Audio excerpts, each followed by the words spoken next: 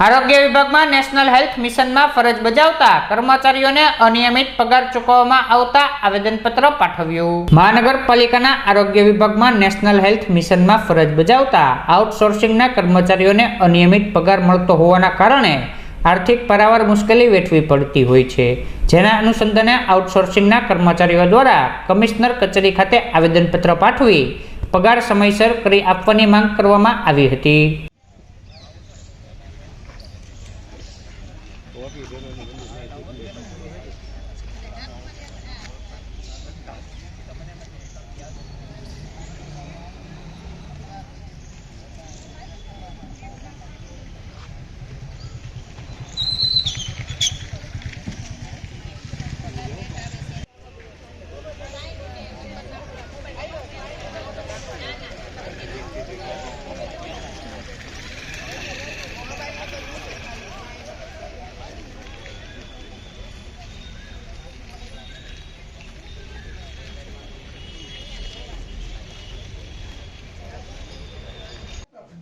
તમામ કર્મચારીઓ છે ત્યાંથી 4 તારીખે મોકલી દીધું। તમે કહો અમે પેન્ડિંગ નથી રાખતા, તો 4 તારીખથી આજે કેટલી થઈ?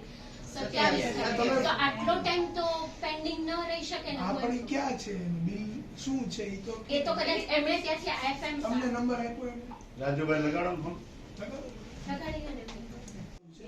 અમારું જે છે મારું જે રોલ છે એ તમને કહું કે મારે જે છે એ પેન્શન હું ઓફિસર છું અને પેન્શન આપવાની મારી જવાબદારી છે। બાકી જે ઓફિસ જે છે એ as a DDO drawing and disbursing officer તરીકે જે તમારા જે ડિપાર્ટમેન્ટ જે તમારું છે એને તમે રજૂઆત ત્યાં તો અમે સર રજૂઆત કરેલી છે, પણ અહીંયા અમારી જે સેલેરીની ફાઇલ આવે છે તો એ કોની પાસે આવે છે? સેલેરીની ફાઇલ નો આવે બિલ આવે।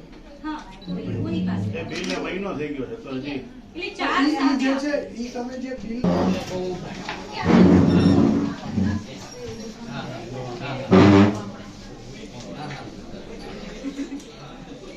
આમાં સ્માઈલ નહીં આરો એક આપણને પાછું આપણે સાઈન કરી ઈ તો વાત ઓછી કરાવી છે સર। હવે એક્ચ્યુઅલી એવું છે કે અમારી નવેમ્બર માસથી અહીંયા સેલેરી થઈ ગઈ છે, પણ હવે નિયમિત નથી થતી, એટલે અમારા ડિપાર્ટમેન્ટ તરફથી ઇશ્યુ છે કે પછી અહીંયાથી ઇશ્યુ છે એ અમને ખાલી ક્લિયર કરી આપો, જેથી કરીને અમને ખબર પડે કે અમારી સેલરીની રજૂઆત અમારે ક્યાં કરવી। એમાં તમારે જે તમારા ડિપાર્ટમેન્ટને રજૂઆત કરવી। અમે તો ત્યાં કરી જ દીધી છે, અમે કમિશનર સર, કલેક્ટર સર બધાને મળી લીધું છે। એકચ્યુઅલમાં છે ને કે અમે તો બેકએન્ડ ઓફિસ છીએ। અમારું કામ કોઈ બી તમને જે તમે કહો છો કે તમારી સેલેરી નથી તો એ જે તે કચેરીને જોવાની છે। તમારું કામ એ નથી કે ભાઈ તમારા અમે તો તમને પહેલા તમારું નામ? પ્રજ્ઞા ત્રિવેદી। હું બીએમસીમાં છેલ્લા 12-15 વર્ષથી જોબ કરું છું।